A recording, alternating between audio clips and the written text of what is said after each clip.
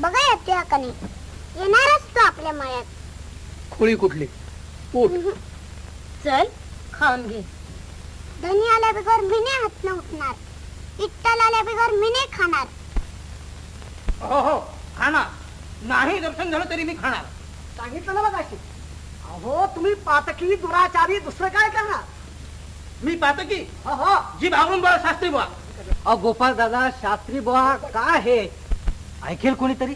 आपण सगळे चिखलात लोळतो आहोत. चला चंद्रभागेत डुबकी मारूया. म्हणजे पांडुरंगाचं दर्शन तेव्हाच होईल. कधी दर्शन होणार नाही. चला हे काय